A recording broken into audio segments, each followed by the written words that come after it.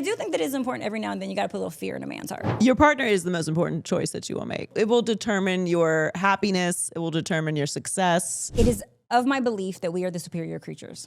Obviously, I agree. Is your timeline feeding you that men aren't trustworthy? No, I think the timeline is feeding me now that I should date a 24.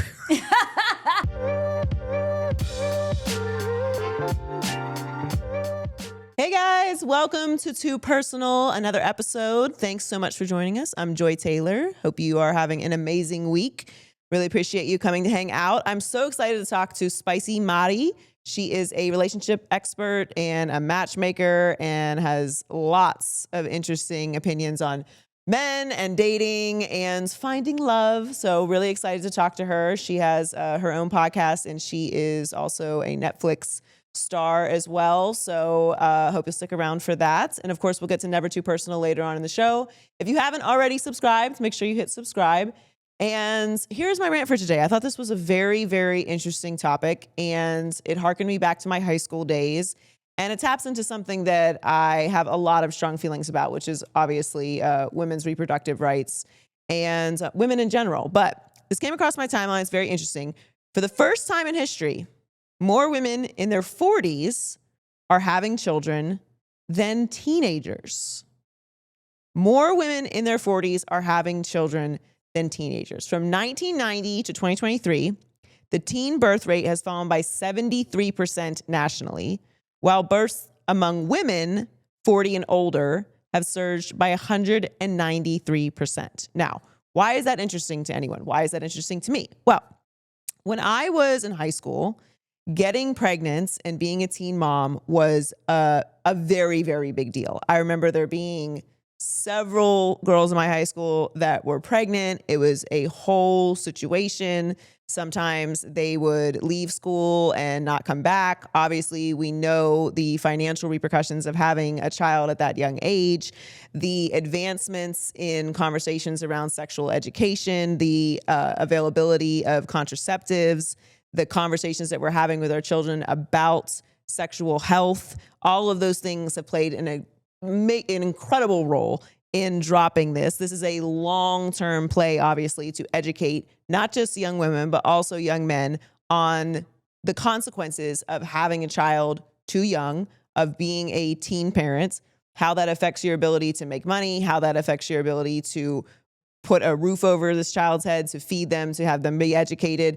All of these things play a major role in your long-term financial stability, your ability to make a life for yourself, to be able to create a family. There's so many things that play a role in this. But on the other hand, the other part of the conversation is the technological advancements that are allowing women to be able to have healthy children at an older age. Because if you are over 35, I believe it's considered a geriatric pregnancy. The biggest sticking out point to me in this conversation, though, is twofold. One, the idea that at a certain age as a woman that you're washed, that you don't have a future, that you can't start a family, that you can't have all of the things that you were expected to have as a very young woman, one. And two, how important education is and how it influences so many different parts of society. I am a huge advocate of sex education. Now, I know the religies are very anti this, and in a lot of spaces, it's still illegal and they don't want it taught in schools. For some reason, they believe it's going to make people have sex, as if people haven't been having sex since the beginning of humanity, before there was sex education. But the direct results of contraceptives, of making condoms available and having sex education available to young people is positive and quantifiable. Again, the teen birth rate from 1990 to 2023 has dropped by 73%. If you are a pro-lifer and you're against this, I actually can't have a conversation with you about this. It's also giving women the opportunity to start their lives, to start their families in a healthy way, to go to school, to start their careers, to be able to build their lives, and then make the choice to start a family get married, and build all those things later on in life. When they are more mature, when they're more financially stable, when they are more secure in who they are as a person. I love this as a story because it is positive. It is positive for women. It is positive for families. It is positive for young people. And it also is a direct result of education in a space that has actually caused positive influence. In a world where every single story is the world is ending and nothing is effective and all these liberal policies lead to the end of society, this is actually a very positive story. And I'm just going to take a moment to acknowledge that while the sky is falling. So I loved that story. Very excited to talk to Spicy Mari, matchmaker and relationship experts. Let's get to it. All right, I am so excited to have Spicy Mari on Too Personal. She is a matchmaker, which I have lots of questions about, relationship consultant, and she currently stars as the relationship expert on Netflix dating show Sneaky Links and Fox Soul's Late Night Love. She's also the producer and host of the Spicy Life podcast. Spicy Mari, welcome to Too Personal. Thank you for having me. Thank you for coming down.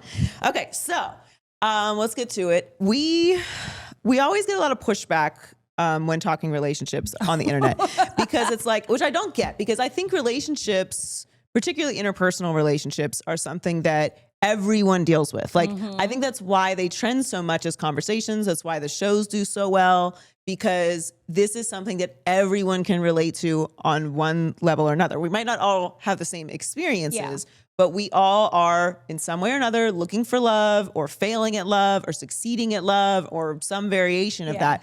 So it's like, yeah, that's why everybody wants to talk about this on all these shows. The way that you date, I think, has changed in a lot of ways, not just because of the apps, but there's so many different ways to communicate. Yeah. There's so many different ways to get your feelings hurt. Like, there was a time where the idea of like reaching out to someone, not hearing from them, but then going online and seeing that they have posted an Instagram story, like that is a thing. Like, what the fuck didn't you text me back for? Like, you're on the internet. Clearly you're on your phone. You didn't post this from your, desktop. Right. There's so many different elements to it. So like, what is the base start for like someone who comes to you and they're like, I'm looking for my purpose mate. Yeah.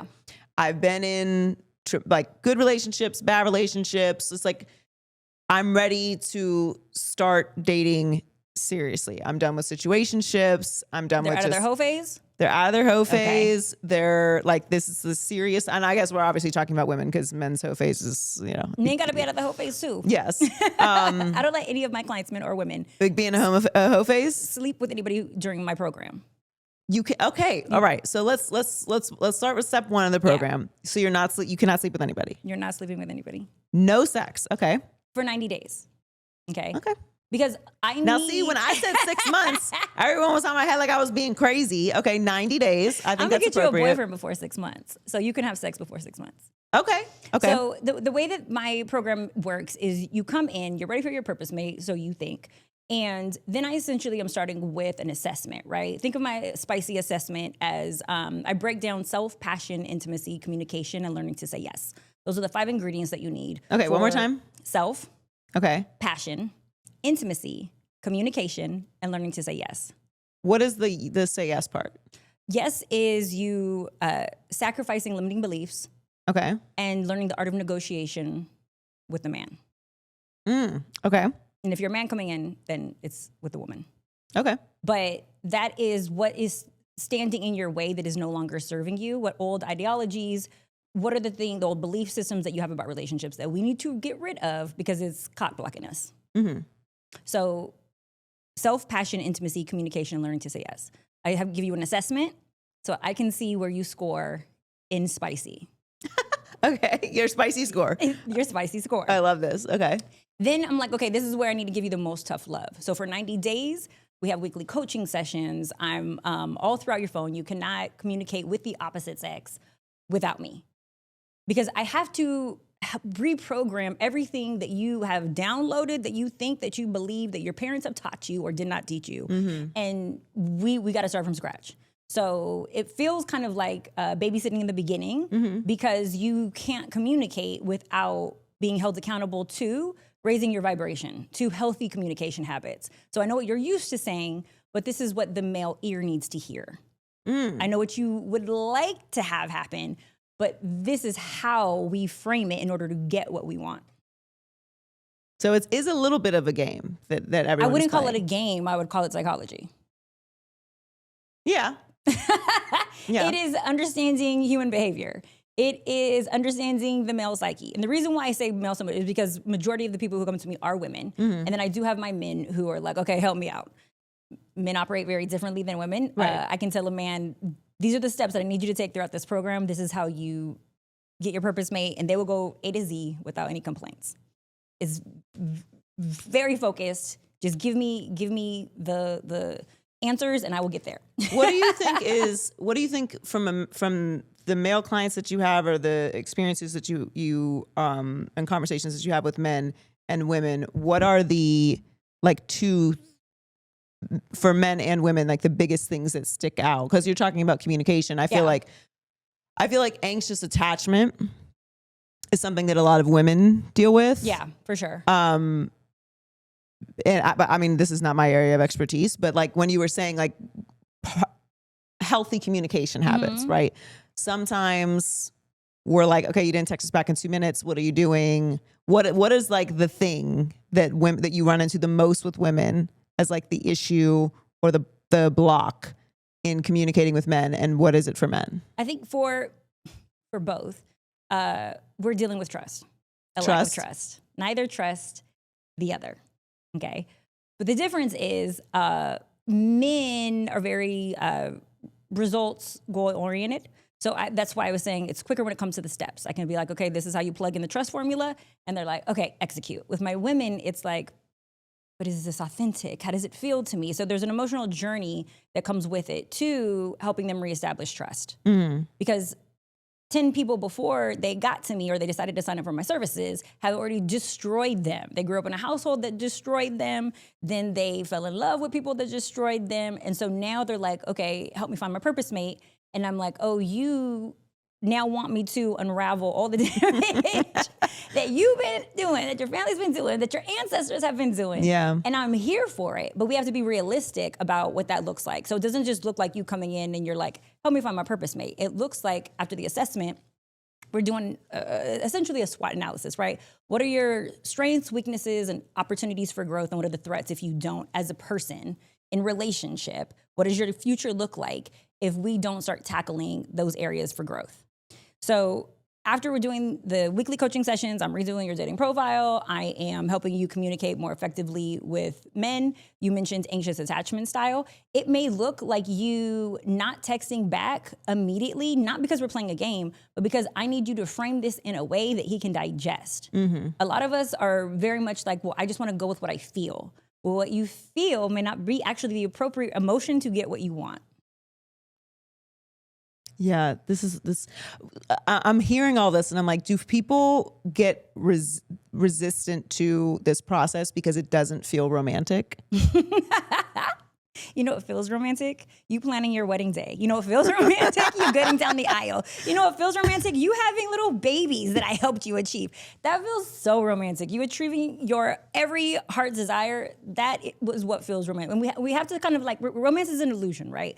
You want the illusion of mystery. And while that's awesome and you want the person to just on their own free will read your mind and provide everything that you want and expect, y'all are strangers usually starting off. You are usually emotionally attached to a stranger, giving that stranger power that they did not earn or ask for.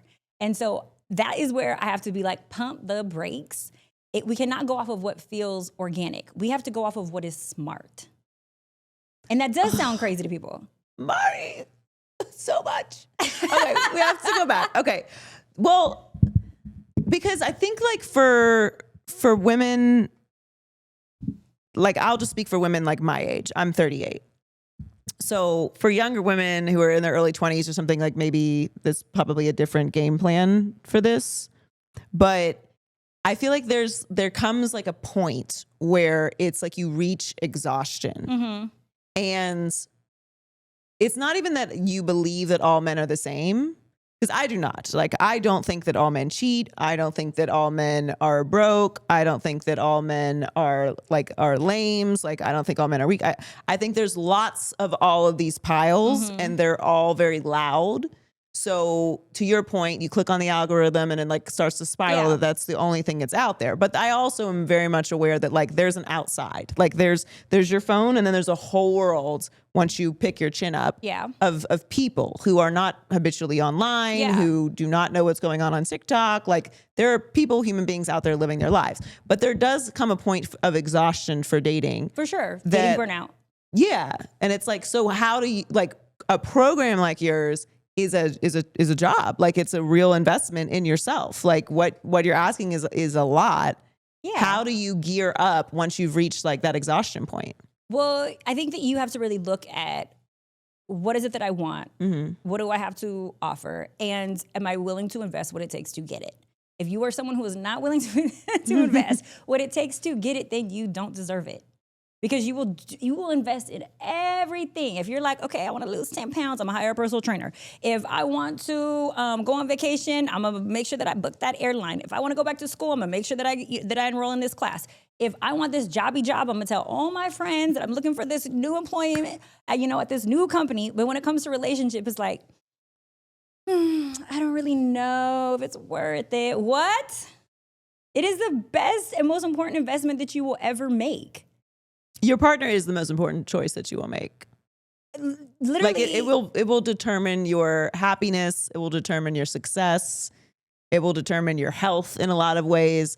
I'm divorced, so I feel like very strongly that people don't always take the right steps to build those kind of relationships. And like things that I've learned throughout my relationship history about myself, I can go back and look at some of the decisions I made. Like, that was on me.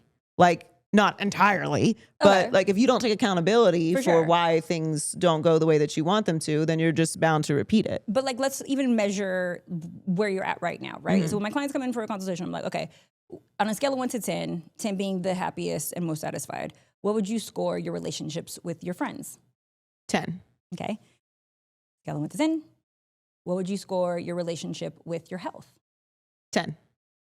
Scale of 1 to 10. What would you score your relationship with your finances? 10. Scale of 1 to 10. What would you score your relationship with your career? 8.5. Okay. Scale of 1 to 10. What would you score your relationship with your family? 10. 9. Okay. 9. Scale of 1 to 10. What would you score your relationship with lovers, with men? 6.8, 9. Okay. So that tells me literally just from what you scored, where you put the most time, energy, education, resources, attention, all of the things, you put the most light into those other categories that scored highest. Something within you is not prioritizing the relationship part. Because if you're like a 9, 10 person, 8, 10, even 8, 10 is like the other areas that you score, like even in career, you're like, hey, like, are you serious? Use all of that energy into those other things. So that means that you're putting relationship on the back end. Because majority of the time we feel like it's like this lucky, dreamy thing that will come along if it's meant to be. So you don't believe that relationships come along if they're meant to be? I think that if God has his hands in it, because I am a spiritual woman, that when you are in healthy relationship with the Lord, he will make sure that you recognize when you are aligned with someone. But it is not God's responsibility to help you find someone. That's why we got free will. Either you want to do the work or you don't. No. Yeah, like I don't think I think it's pretty obvious at this point. Like we can all be honest with ourselves. Like you're not gonna find someone when you're not communicating with anybody and you're sitting in your house all day and you're not like, you have to put energy. Well, how you put it is actually very much what I believe. Like that is a fundamental belief of mine in life. Like where you put energy, and not just any kind of energy, like positive energy is what will return to you. But when you do that and it doesn't necessarily go the way that you want it to, you start to siphon that off and put it into other places. For sure. So, I totally align with you on is I think relationships are much more practical. They do require being smart. They do require psychology. They do require sacrifice. Like the romance of it all is like a pitch that I think like we got too Disney-fied on. Yeah. And and it's like, it's not, that is part of it. Like you want to be romantically connected. You want to be emotionally connected. You want to feel the butterflies, but that's not what sustains a long-term relationship. That's Correct. not what builds a foundation for a life partner. So there's two different types of love. There's romantic love, and then there's companionate love. Mm-hmm. Okay. Romantic love is what you were talking about, where it's like that passion, that fire, that desire. I want to rip your clothes off. That's not sustainable. Right.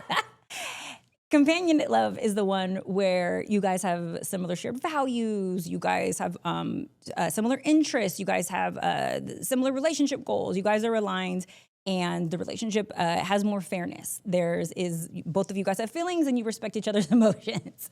So for sustainability, right, I think that we want to choose essentially companionate love, because within companionate love, you can create romance and passion. If I hang from a chandelier right now with my clothes off, now I have romance in my companionate relationship. Yeah. But there's nothing that I can do in my romantic relationship that can make me safer or more secure if you are an untrustworthy, unreliable person and you only bring passion to the table. Yeah, that's just one thing. But passion is like the pitch. Passion is amazing. I love passion, but passion is not sustainable unless you are actively pouring into self. Mm-hmm. And then also pouring into the relationship. And we forget that like life happens. Yeah. Life happens, and we're not gonna ride this ride of like 24/7 happiness. So there has to also be like a realistic expectation of our happiness threshold. So just like how you scored like high in those other numbers of like those relationships, sometimes those numbers are gonna drop. Right. But if you know how to make yourself happy and you know how to create your own passion, you can bring those scores up and then pour into your partner when their score happens to be falling as well. Yeah. No, I agree. Like every time we talk about long-term relationships, or I talk about marriage, or anyone who's going through those situations in life asks me for advice, and like, well, to me, you have to understand that like the love, passion, fun, romance, all that part, like that is essential. Like it is Super important. But you have to be very intentional. But like you also have children, you also have jobs, you also have health, you also have family, you also have politics, you also have catastrophes. Like things happen. You're not just going to be like crawling all over each other every single day, whispering sweet nothings into each other's ears. Like you have to be able to like that person and sustain the relationship when that is not happening also. Right. And like, where's that person in your life? Because if you're only focusing on the highs, there are inevitable lows. Like it's not even news. Like, are you an adult? Like there's like this shit's going to happen. What is that person gonna do when shit is tough? For sure. But I think that it is the dating challenges, right, that actually prepare you for the marriage. Because if you are expecting that dating is going to be easy, and then you're going to get into marriage and you're just going to be able to coast. No. That was like the boot camp for war. Like, because there are challenges that are going to come up. Like you're literally somebody's, when I say purpose mate, it's like, okay, but that just not one word. Like, what if I forget my purpose one day? What if I'm like, I don't want to do this anymore? I need somebody to remind me who I am sometimes. Yeah. And so you need that partner. Yeah. But I understand though, like how people can be frustrated with dating. We start to act out, we either tap out, or we start doing unhealthy things. We start making mistakes, and but I believe and think of it as when you are dating, right, the amount of pain points that you have and the amount of like, let's just say L's that you take in your love life. Mm-hmm. If you do not heal and do the work and get on top of it, it's going to be harder and harder and harder and harder to transform it. Think of dating like debt. The more that it accrues, the harder it is to get out of it. And so if you can start making healthier spending choices / dating choices, if you can change, your mindset around what it looks like, what it feels like, what your expectations are, the standards that you have, the goals that you have, the type of partner that you choose, you will get a different result. That's a great analogy. Yes, it's going in my book. Coming soon. Okay, for you. Coming soon. Little plug. Let us know when it comes out. We'll have you back on. We'll do fan questions next time. What is the biggest misconception that you see online about dating? That dating apps don't work. Okay. So I think that here's the thing with what we have now, right? Before you used to date within your community. Now we have digital advancements, right? These technological advancements that have allowed us access to anyone in the world. But with that comes the Baskin-Robbins 31 flavors effect. So at the end of the day, we know what type of flavor we like at Baskin-Robbins 31 flavors. You know what type of ice cream you like. But now with dating apps, we want to taste all 31 flavors before we make our choice. I mean, sometimes we want to just see what the other one tastes like, though. That's why Salt and Straw has the little spoons. That's why it has a little spoon. Little spoons. And you're also holding up I order the same one. I get the sea salt and caramel every time. But you know what they have a new flavor. I have to taste it. You know what flavor you're gonna get. But yet we still want to taste it all. But you are literally putting candy, right? Like when it comes to dating, we are putting children in the candy shop, like essentially, because we now have like all these options. It's taking longer for us to decide. Before you would be more we're being paralyzed by choice. Yeah, like you would actually make a choice back in the day because you're like, well, I don't know when I'm gonna get another flavor, another taste. Right. So like, let me just be appreciative of the flavor that I have in front of me. Where now we are seeing all kinds of, and that can also speak to like Peter Pan syndrome, where there is a stunted and arrested development and like us not evolving and maturing in the rite of passage to healthy relationship. Yeah. So we are seeing a lot of people who are afraid to pull the trigger, afraid to settle down and get married. We spoke to avoidant, right? That there's also this like huge collective of people that have been extremely hurt by loved ones, hurt by lovers. And now they are like, well, if I make the wrong choice, you know, I'm going to suffer for the rest of my life. And so they are not choosing. They're choosing to stay out of the dating pool and out of marriage. What are your thoughts on this phenomenon? I just think it's crazy propaganda that men feel like it is a bigger commitment to get married than it is to have children. I'm very okay. Look, and this is like I'm very passionate about this. I come from a single parent home. So part of what my mission in life is to restore the family unit. Yeah. Okay. When I see men choose to have children out of commitment, right? They are willing to commit allegedly to a child, but not to the responsibility of what is required to raise them and be in partnership. So I see essentially what I believe to be children having children. When a man refuses to be responsible for an adult woman, because I do believe that is a part of an important to masculinity, them having to actually serve a woman. When they are refusing to do that, but they still want a child, I believe that they themselves are children. Yeah.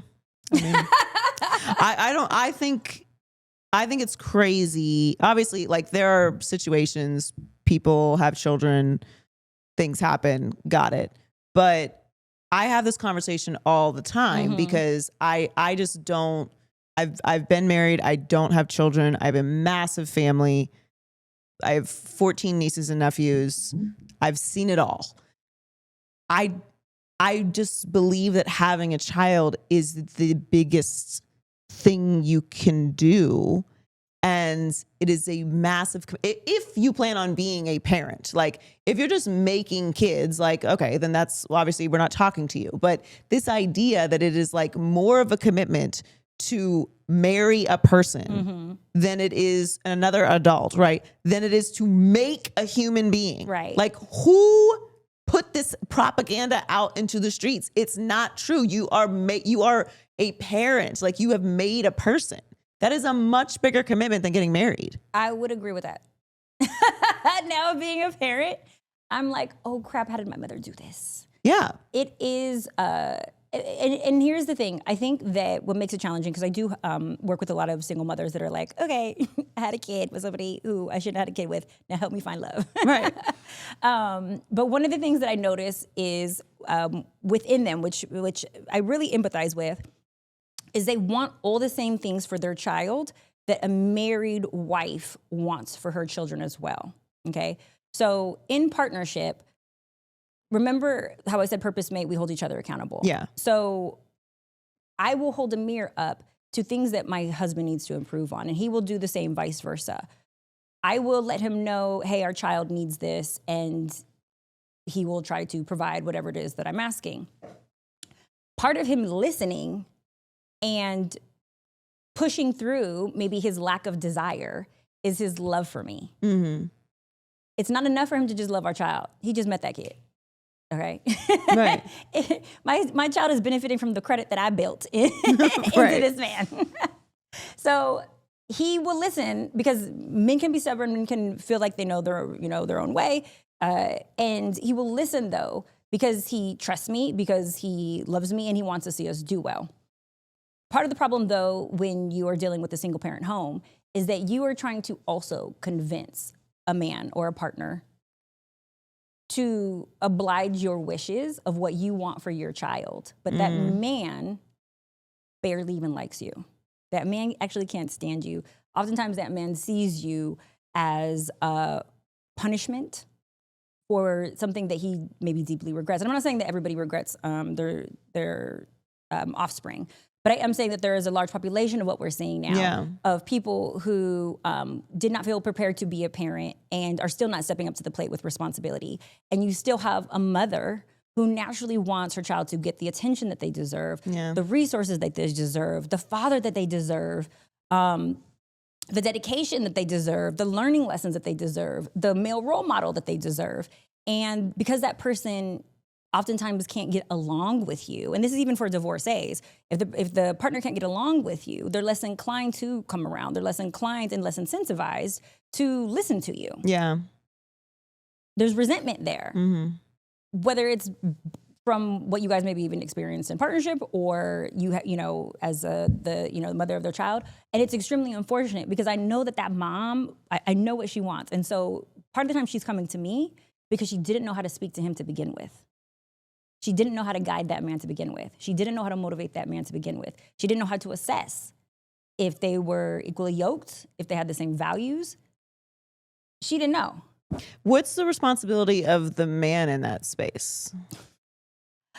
The responsibility of the man in what space? Go. Well, because we're speaking a lot from like the woman's perspective, right? Like what the mom wants, like the man she didn't know how to talk to him, and like at what point is it the man's responsibility to be present, to know how to speak to the woman, to fight to help raise their child? Like, I think in a lot of ways, like we, even in this conversation, sometimes we frame things from like, it's the woman's responsibility to choose her mate. Yes. But it's also the man's responsibility to choose their mate. And they have also participated 50-50 in creating this child.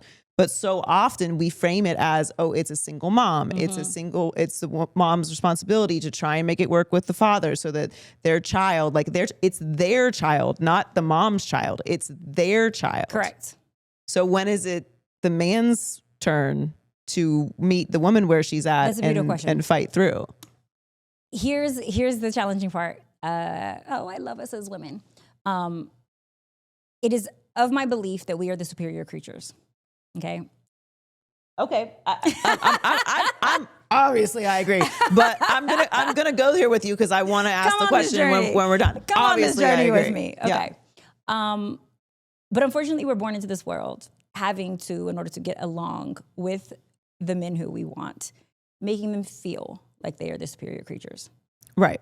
So in order to get what we want, we make them feel superior. You understand that part? Mm-hmm. Yeah. Okay. But because we are smarter, usually more intuitive, more loving, and we actually require that in return for our functioning and happiness, we have to be more selective with who we choose. Men will procreate just because they think that you are physically attractive. Yeah. They will leave it inside you and F up their entire legacy just because they're physically attracted to you. Is that a smart choice? No, of course not. No. So we, the smarter beings, have to be more careful with who we are laying with, who we are letting inside of us. And the reason why I'm saying us is because we are literally the superior creature. We are the body in which the legacy is built from. Like, we're going to create this throne. Okay, we're going to help you build your empire. Well, I need to be selective with who I'm going to help start building with. And I'm not saying that men aren't held accountable. I'm saying that they aren't as wise as us, that they aren't as superior as us, that they don't make as intelligent decisions as us. No, I mean, I agree with this, but in order for this to like functionally apply, we have to start treating them like they are beneath us. Like it can't be no, the that's same. not gonna work. But like if I'm men not gonna are see that happen in our day. fundamentally in like not as capable as women, like that is the grounds that we're laying here. Like we're better, we're smarter, we are the ones that grow the babies. Like we're better than men. Like it's almost like it's no. Like if that's the case, this is why I push back on that, because it builds in an excuse to me for their behavior. Like I believe women are superior. Yes. But the patriarchy in which we exist in does not believe that. It does not pay us like that. It does not protect us like that. It does not give us health resources like that. It does not keep us alive. It does not keep us safe from predators. So we are not treated like the superior creature. We are not protected like the superior creature. We are not cared for or put on the pedestal as a superior creature, even if we are. So it's like we like, do they need like special like schools or something? Like dead ass. Like what are we talking about here? Like are men capable of functioning as whole human creatures with the array and variety of feelings, of emotions, of responsibility, of spirituality? Who's going to teach them that? I think mothers should start teaching their sons that. Or what gender are mothers? Well, but fathers who have that experience there aren't all men that are incapable of this. Like they have to teach their sons that too. I don't agree with the idea that everything is women's responsibility. It is not all of our responsibility. It is our responsibility though with who we decide is fortunate enough to be with us. Okay. Even if you decide to not have kids, we are the prize. We are, and all the things that you were talking about, like the light in which you want them to see within us only happens when they love us. They do not see all of the value and all of the things that we until they actually have true, genuine affection towards us past our sexual essence, let's see. And as to sexy, hotties, I can honestly say that there are so much more depths that we have to like make men go to in order to take us more seriously, right? And so letting them have us physically, have physical intimacy with us before they have experienced emotional intimacy, which creates the attachment, has screwed us. And all I'm saying is we need to be extremely selective. It is not our responsibility to raise our children on our own. By any means, we need fathers. Fathers are extremely important. So let me clarify also, men are incredible creatures. I absolutely love and adore men, and we need them. We really, really, really need them in our homes. But if they are not qualified to be a good partner, they're definitely not going to be qualified to be a good father. Therefore, goodbye, on to the next. Mm-hmm. But instead, because we want a companion so bad, we will excuse all of the things that they showed us would make them a horrible father to begin with. No, that part I agree with. Like the whole situation is fucked. But I just want to move in direction, like my hope for society with men and women. It looks like us having commitment in marriage and not giving you kids until you give me that Well, commitment. yeah, that for sure. Like it's 100%. Like this is one of my But least there's popular. no answer some of my to least popular takes. making. There's no answer not to a making shot. all the baby daddies though rise like from No. the ashes and like become these better men. There's no answer. Like there's like not the baby daddy zombies. You know, like if they suck, they freaking I've suck. grown as a person. Yes. Like No. you know what I'm saying? Like turn them from zombie. You want to turn them into like no. If he sucked before you gave him that child, he's for sure gonna suck after. Yeah. That part I completely agree. I am just And outside of the government demanding child support, right. there's nothing other than us making better choices in partnership because family is the original root of where he learned his values, what he saw growing up. If we don't provide a father in the home for him and if we aren't showing even the dynamics between men and women, right? Mm-hmm. And so like healthy communication, if you didn't see how your mother managed your father and you didn't see how your father managed her feminine energy and her emotions and was able to be the calm maybe during her storm, then you don't know how to do that for a woman. Right. So Well, guess yeah, who I mean, teaches you? there's a But guess teaching. who teaches you? Your girlfriend. And Yeah. if she's toxic, that's literally who your teacher is. And then you take that to the next woman and you jack her up too. Yeah, there's a definite lack of responsibility within relationships, I think now, where like you're fucking each other up but not taking accountability for like what you've brought from the previous relationship or what you Yes. brought from your childhood. And that's why I think like therapy and going through programs like yours are important if you are continuously hitting the same notes in interpersonal relationships. Yes. And it's why when my single moms come, I'm like, great, I hear you. Let's go get your husband though. So like, we're not going to let your baby daddy stop you from marriage. We're not going to let your baby daddy stop you from getting all your needs met. Yeah. And you're blocking your own blessings, really, in any situation, whether you're, you have a child or you're single or you're trying to get married. Healing is like a very important part of the process, but healing requires a lot of work. And it's harder to heal if that person is still in your life for 18 years. Yeah. Because you don't get to just block him out. You actually have to communicate. You actually have to Ooh, work with child. that person. Oh my God. No. No. Thank you. Thank you. He got me. He's up there because no. It doesn't make it impossible. I'm just saying it's more challenging because you can't just No, but forget. God only gives you what you can handle. And I could not. So I could absolutely not. Okay, we want to get a little bit more personal with you. Because this is too personal. We've been personal about everyone else. We want to get a little personal with you. What is your biggest insecurity? My weight. Your weight? Yes.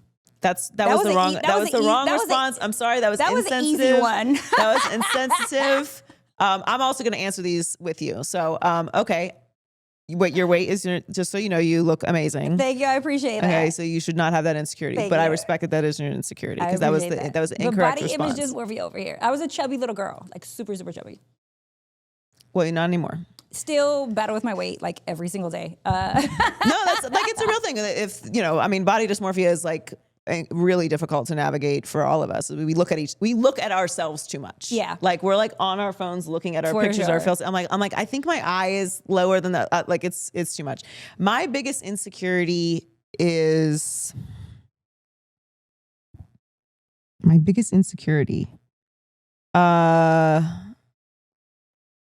it's supposed to be rapid fire and no skips. How do you not know your biggest skips. insecurity? I'm like, I can list like 10 more things. You want me to cover you? I think, you know what? I think I'm insecure about my vulnerability. Like when like someone being able to like really, really love me with all of my flaws. I don't know if that's a good But answer. you wouldn't even like name any flaws. Do you have any?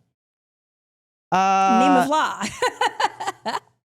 Okay, this is really embarrassing.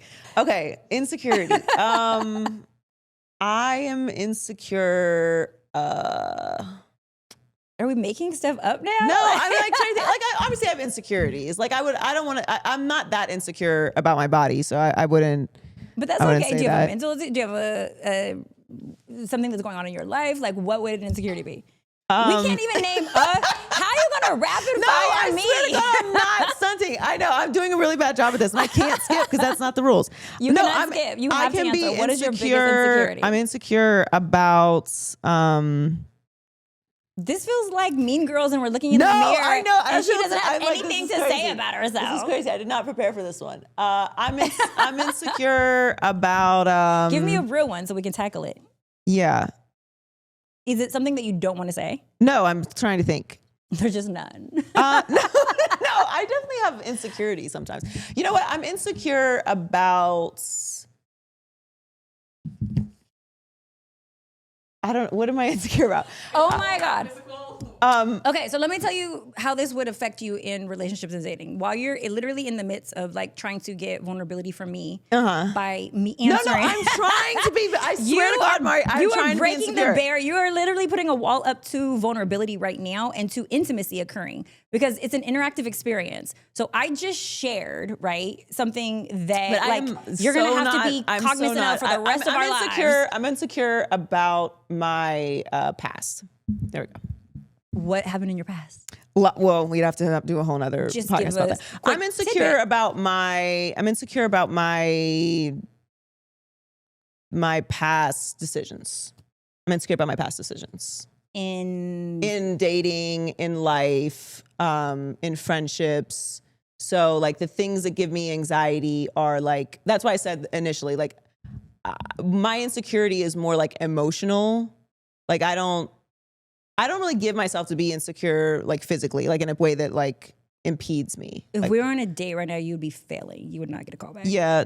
I mean, he would call back, but not because he wants to be with me. It would only be to sleep with you. I would being genuine though. Like I'm not even fronting. Like I'm not a massively insecure person. Like I worked very hard to not be insecure. There's definitely been times in my life when I've been physically insecure. Not be insecure about? Well, my body, obviously, we all go through that. So I'm not going to act like there wasn't a point where I was insecure about my body, but I've worked very hard to feel good in my body. As I get older, I'm even more comfortable in my body and more unapologetic about that.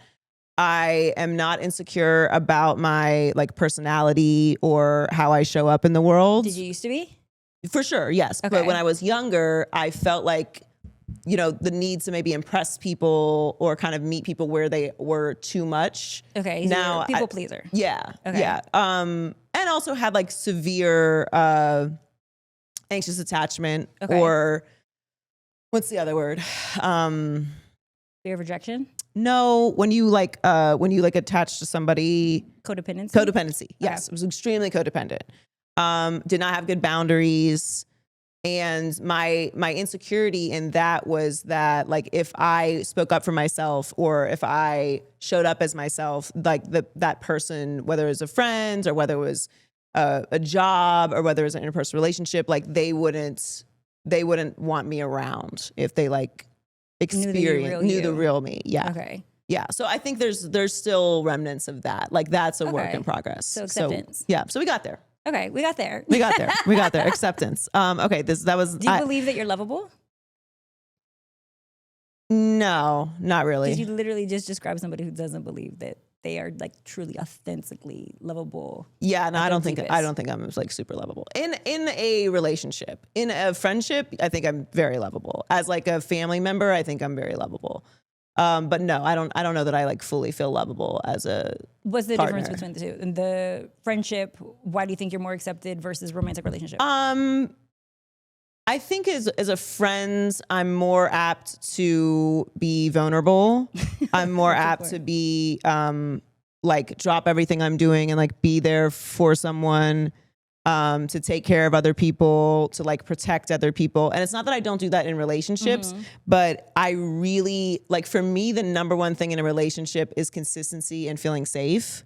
And if I have like a very low threshold for like fucking that up. So if a man particularly, because I think I give women more grace just being a woman and like knowing the mistakes that I make and all that.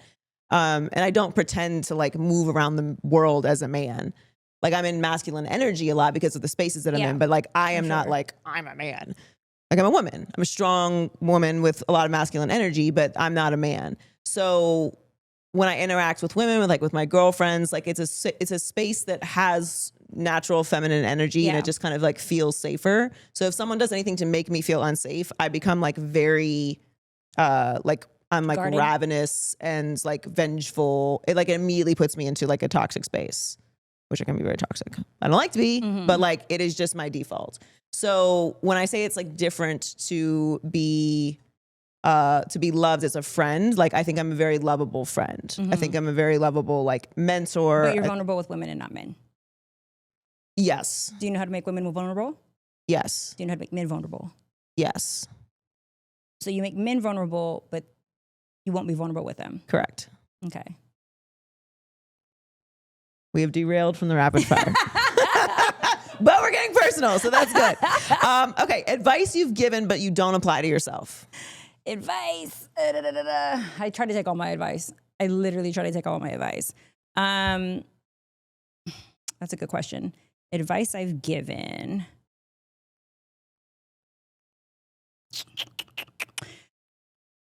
This is always a work in progress. So I give this advice all the time and I take it 80%. But the way that you speak to your partner is literally advice that I give all the time. Watch your tone. Make sure you include touch or affection so that you have their attention. And stay away from triggers. So touch, tone, triggers, 3 T's. But you're spicy. I am spicy. So understand the fury that like unravels and that I have to like it literally is like fireballs coming out of my hand. And I have to be like, and then hold it back because I understand the power that my tongue has. I understand, I know all your insecurities. I know every flaw, everything, and I can destroy you. And I'm going to choose today not to, even though you hurt my feelings. If I destroy you right now, my feelings will not become unhurt. Yeah. You will only try to retaliate. So when I'm coaching my clients or my couples, because I do couples counseling as well, I'm always reminding them to be like mindful of those 3 things. But every now and then, my husband can get it. And I'm like, oh, you forgot who the F I am because you think I'm elevated. That I'm not that healed. Let me tell you, let me remind you. And I do think that it's important every now and then you got to put a little fear in a man's heart. Like you got to show just a little crazy, a little passion. Yeah. Okay. Just so that they can remember like, oh yeah, okay. So like, let me get my, keep it in control. I think that's great advice. I absolutely believe in that because I can be a very, very mean person. And I don't like to be like, that's why I always say like, I'm not arguing with anybody because if I start arguing with you, like you're not going to ever want to see me again. Like I'm going to say the worst shit possible. So like, why do you even want to put me in that headspace? And there are just certain things you can't come back from. Like there's certain types of disrespect and certain types of things that you can say that you cannot take back. You cannot take back. So yeah, I agree with that. Advice that I give other people that I don't take, be vulnerable. Yeah, literally we just saw. Can you rewind the footage, play back? No, I'm always like, if you want this, you've got to be vulnerable. Like, okay, you got to be vulnerable, not me. But that is like, but do you understand that your feminine is cut off by you saying that you can pull vulnerability out of men, but you will not reciprocate? So you will always be untrusting or distrusting of them because you yourself are not trustworthy. Correct. Yeah. So they're never going to. But I think it's going to take somebody like seeing that in me and fighting through that with me because that particular thing. That's what every woman says. Yeah. I have a wall up, not to keep anybody out. I don't have a wall up. But to see who's strong enough to climb over. I have whatever the like CIA uses to block the hackers is what I got. Like you need a 12-year-old like super coder to get through this, then get the like top secret code. For me, it's about like I have to feel completely safe. Like that particular thing has happened to me so many times throughout my life and in like a very, very traumatic way. I've been in abusive relationships. I've been in extremely violent relationships. I grew up in an abusive home. Safety to me is something that I had to teach myself. I did not grow up in that environment. That makes sense. I'm hardwired for toxicity and insanity, like in my DNA. And like That's the majority of us. Right. We're all dysfunctional. So for me, like that is the most important thing. And it is what I really want the most, but it will take some, like it's not even in a romantic way. I really believe like that type of trust has to be, it's why consistency is the most important thing to me with men. Like when men start to like do something, like your patterns change, I'm like, oh, okay, never mind. Like, but what's the incentive, right? So if you're not vulnerable and he can't see past the wall, what's the incentive to tear it down? I'm not completely not vulnerable, but there are like, to get to like the real like stuff, you've got to prove that you can get past like to get to the final boss. There's like firewalls in place and like you gotta be like, you gotta have gone through the boot camp already. What is one non-physical thing that turns you on instantly? Non-physical? I love a builder.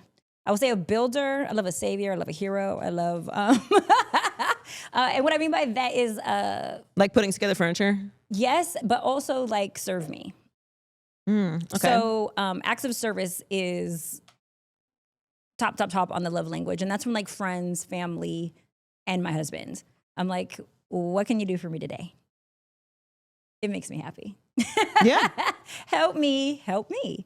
So and that might sound kind of selfish, but it really is. No, and I think I wish acts of service was my number one love language. Mine's is word of affirmation. I'm screwed. You are so screwed. It's the worst. I'm like, oh, you said something nice to me. So you need like a cheerleader. You want the person to like speak to you, tell you how amazing you are, like encourage you, blah blah blah. Yeah, but that's so easy to do. Yeah. If you're a good communicator, but also you're just saying like someone can like woo you with words. Yeah. Like you're so susceptible to that. I mean, I think every love language has its like cheat code, because like even acts of service, like someone could just do things for you to like win you over and not mean anything behind it. But like it's harder to do that and not care than it is to just say nice things to somebody and not care. Words of affirmation is your love language with men. Yeah. You don't even believe them. Yeah, I know, but they make it sound so good. Who are you? A psycho, a total psycho. You are a Rubik's Cube. Yes, you have your work cut out for you, sis. Yes, 1000%. One non-physical thing that turns me on instantly. I really like the intelligence is not physical, right? Like we wouldn't put that in that category. Yeah. Like an intelligent man, like somebody who like really like exudes intelligence, because intelligence isn't just, to me, knowing things.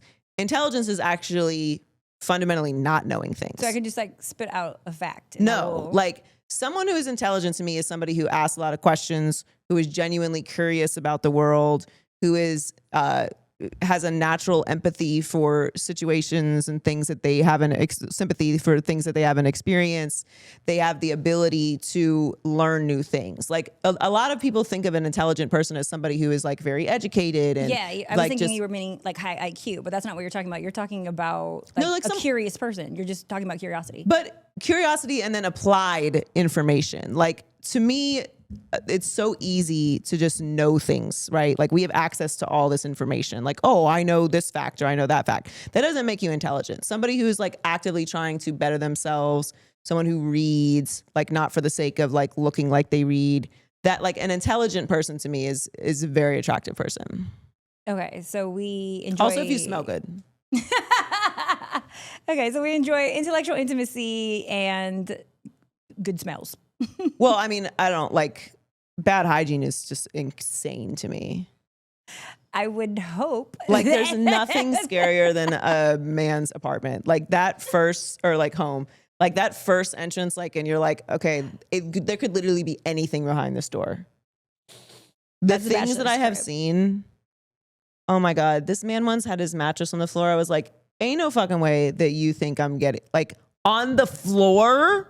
On the floor, you've never been on a floor mattress? Grown man in like college.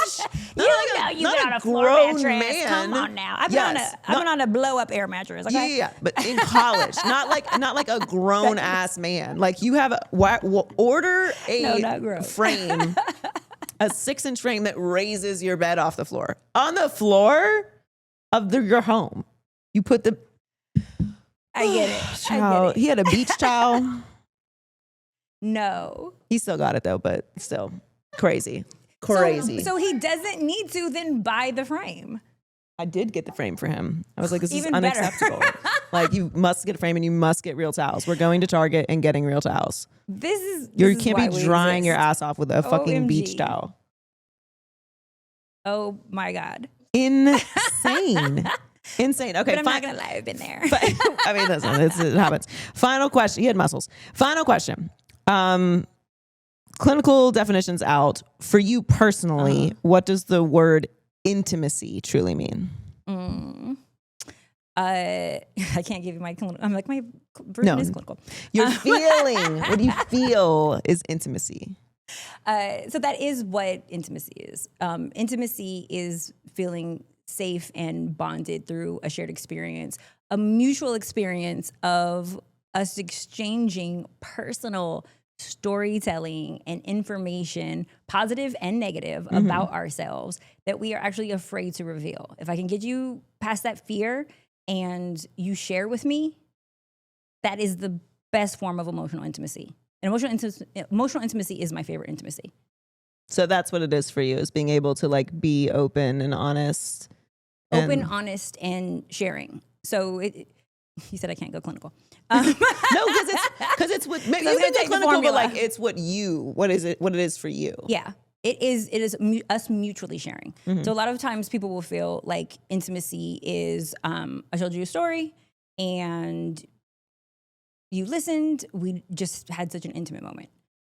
Emotional intimacy actually requires, in my love of it, mutual.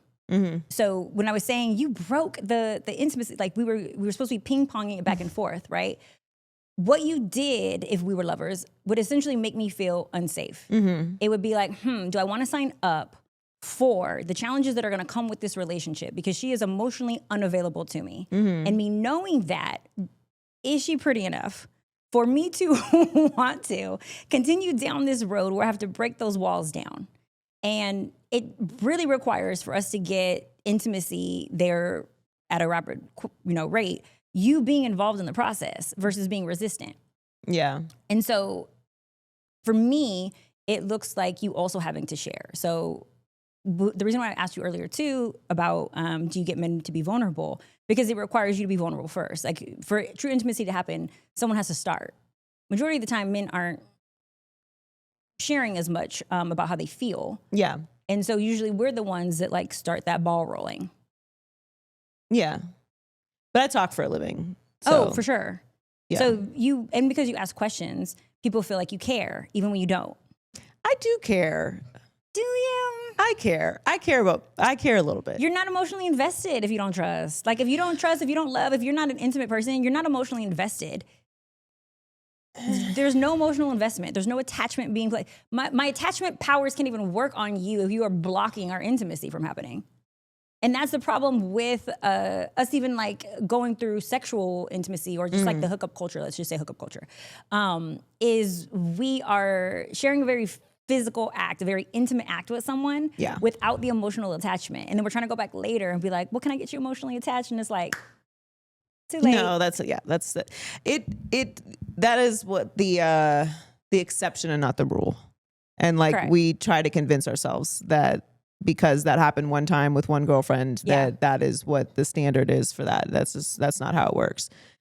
Intimacy for me is kind of the same. Like I think it's really connecting with someone, them giving you a space to be heard, and them sharing with you. And then not just that, but there's a follow-up to that as well. Like for me, it's protecting that moment. Like not allowing that moment to like consume the relationship, to become like another character in our story. Like we shared this thing, we had our moment, and now we're like moving on as people. When I think of like the most intimate and like safe relationships to me that I've been in, I've been able to have those spaces and like connect with someone and then not wake up the next day like with full raging anxiety about it's gonna get thrown in my face, or it's gonna get brought up, or me having anxiety about what they told me and like how do I feel about them. Like having a real conversation and like being able to move on from it. Because so often in my experiences, it's like, okay, and this is why I have so much resistance to these kind of vulnerabilities, amongst a million other experiences. But one of the reasons why I have so much resistance to it is because a lot of times, in my experience, men will say that they want that kind of vulnerability, right? And they're asking for it, but then I'll give them a piece, right? Okay, here's your appetizer test course, how you can handle this conversation. And it becomes like this main character in the relationship. It's like, well, you have more like questions 6 days later. And then when this next situation happens, it's like, it gets brought up and it's like, wait a minute. Like, I don't give a fuck what you think about that conversation. To be clear, that was me being vulnerable and honest with you. We could have had any conversation that you wanted to have when we were talking about it in that moment. And then you shared what you shared. And then we closed the book on that. Like, this is not about to be our story. They can't circle back and ask you more questions? No, especially if it's something that like was extremely vulnerable for me to share that I did not have to share. Like, this wasn't something that like needed to be brought up in order for us to be together or get to know each other. Like, you can't, I feel like a lot of men want that, but then I say this all the time. Men like the idea of me, not the reality of me. But what if he's not processing in real time? Grow up. Like, you're not about to put me into a constant state of anxiety about having to speak about something that was very difficult for me to speak about in the first place. It's not that we can never revisit it, but you've allowed this to become the center of your universe. I already closed the chapter on this in my life. I have healed from this. I've gone through the therapy. I have forgiven myself. Like, I'm sharing with you so that you can get to know my story, not so that you can then create a new trauma for me from something that I have already healed from. You need to grow up and figure out what kind of woman you want to be with, because it's not me. Like, that will never not be a part of my story. Are you feeling judged when they come back with questions? Judged, but also I'm feeling like they are insecure about my experience. And I think that's a super weirdo thing to do. Like, how are you upset about something that happened to me? That's crazy. That's crazy. Also, no amount of conversations is going to change what happened in the past. Like, no amount of revisiting it or extra questions or do you still know this person or why did you do this or what were you wearing, or like, no amount of those questions is going to change what happens. You're allowed to like take the time to process it, but like, once it becomes a part of your idea of me, it's a wrap. And that's what causes me to not share. Cause like, I don't have the energy to like be re-traumatized by something because somebody else is insecure. But when you first shared with them, it was like a test. Like, let's see if you can handle this. Yeah. I agree with that. I call it fish and broccoli. I do think that you should give them something that's easy to digest, something that can measure how they can handle you continuing to share more. Right. If they prove that they can handle it, if they reinforce that you are safe, if they still make you feel cared for after you were vulnerable, then you can go on to steak and potatoes and give them the heavy stuff. But if several times you have tested for fish and broccoli and it isn't going down, then that lets you know that you're not safe to share the remaining. Yeah, they're not a steak and potatoes guy. Correct. You are not safe. Yes. So I'm sort of on the right track. Yes. But you know, I like 20 other questions. I'm like, because there's so many things that I think that it's I don't want to say it's unfair, right? Because I don't know specifically what it is that you're talking about. But I do think that if you are going to share someone, I do believe that if you're going to share something with someone, a part of intimacy is me making you feel cared for, but also inquiring. True intimacy can't be established unless I have questions and real concern for what it is that you shared. Right. So I do think that there should be some type of grace around the questions that they're asking. You automatically labeled that as insecure. So that might speak specifically to what it is that you shared. But I do think that it's okay for a partner to ask, hey, how are you handling that now? How did you feel? Like, follow-up questions are important, even if it is a day later or however long, as long as they're not punishing you for what you shared. Was there punishment involved? Yeah, there's always punishment. I agree with that. Like but it's so important how you frame a question when you're asking this question, how often you have these questions, and what the tone is. Like an environment. There's so many. Yeah, like if it's like, for sure, it's being presented as like almost like I don't believe you type of energy. And it's like, why would I ever tell you anything? Yeah. Why would I be vulnerable if I'm now going to be positioned as like, I'm telling you like bits and pieces of this? Like, what? You work in a very male driven industry. Yeah. Is part of your lack of trust for men based off of what you've seen from working with such a high population of men?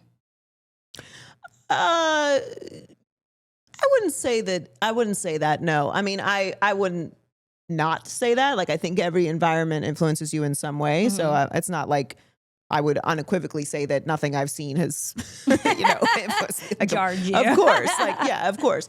But no, I wouldn't blame the industry necessarily. Like, it is based on your lived experiences. Yeah, it's my lived experiences, and I've had good and bad experiences. Like, I think in anything in our lives, our bad experiences tend to consume our deepest scars. We put more energy into like feeling those.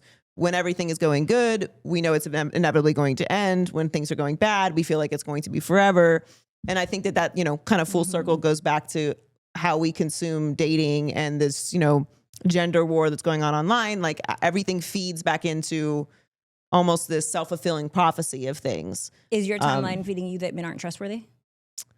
No, I think the timeline is feeding me now that I should date a 24.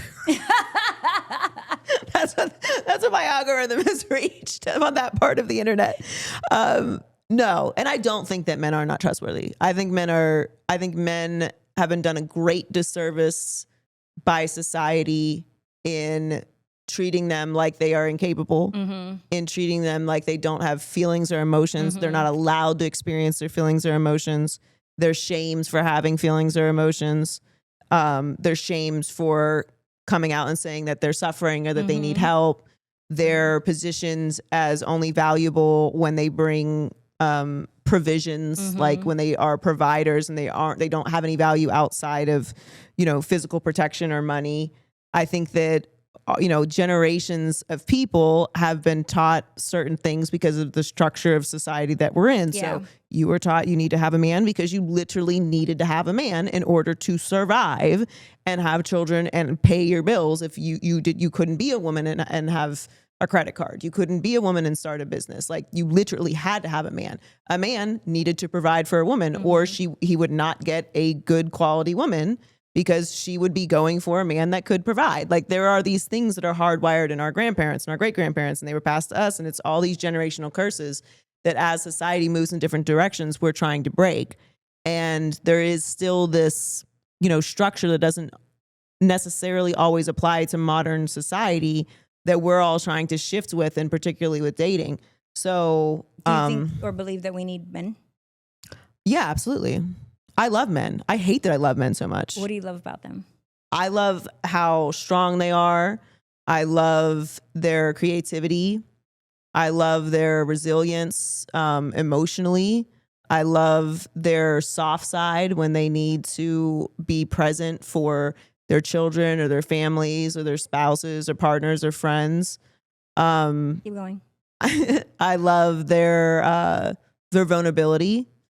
I think men are much more vulnerable than we give them credit for. I love their ability to lead. I love their ability to take control of situations and protect everyone in the situation. I love men. I think they're amazing. Give me 3 more. You're almost at 10. 3 more. Oh, I've said 6 nice things about men today. That was 7 things. That's a lot. That's Give good. me 3 more. That's solid. We don't want to start making. Give me we don't 3 want to put more. much more out there. Because women need to hear this, and you need to hear yourself saying it. Because the more that you say it, right? The more that it is a thought, Mm-hmm. the more that we can operate in that emotion. The more that we can operate in that emotion, the more that it will become a true belief and manifestation, and you will act like a woman who trusts men in front of men versus a woman who is clearly guarded. Three more things. Well, I'm physically attracted to men. Okay, so if I'm attractive, there we go. Two more. We're at two more things about men. I think men are funny. Okay. Humor. One more. Yeah. And I think they are good at sports. She did it. 10. Awesome. I like watching them play sports. Most women cannot remember why they want a man. They don't understand. They cannot be in the headspace of what makes men so lovable. They have forgotten. And I'm not going to blame it on social media. I'm going to say that it started in the household and then the relationship experiences. And now social media and the internet just reinforce what they were already feeling. But a lot of us have forgotten what makes them so lovable and why we do need one and why they're important and what makes us so great. They are great. They're amazing. Some of them. A few of them are great. The male species is amazing. They're doing okay. they could do better. They could do better as a whole. But the top ones are topping for sure. The top ones are topping. No, this was amazing. Thank you so much for coming down to Too Personal and being personal and getting me to be very personal. This might be like the most personal interview that I've done. You're very, very good. We can see Spicy Mari giving all the good advice on Netflix Sneaky Links, Dating After Dark, and listen to her podcast, The Spicy Life Podcast. They can follow you on social at The Spicy Mari. Yes, Spicy Mari. Spicy Mari. Go to thespicylife.com. Thespicylife.com, Spicy Mari. And do we have Foxsoul's Late Night Love? And do we have a teaser on the book yet, or is this still on? The book is coming. Okay. Looking for a publisher if anybody wants to hit me. Oh, okay. I know a few. Is coming. I will hook you up. Yes, thank you so much for coming down. This was great. Oh, thank you for having me. Of course. I'm like, I need to bring you on mine because we need another session. Yeah, we'll sit down and do it. Maybe I don't. I might be your toughest client. Oh no, you would be surprised. You'd be surprised. Okay. Thank you, babe. Thank you for having me.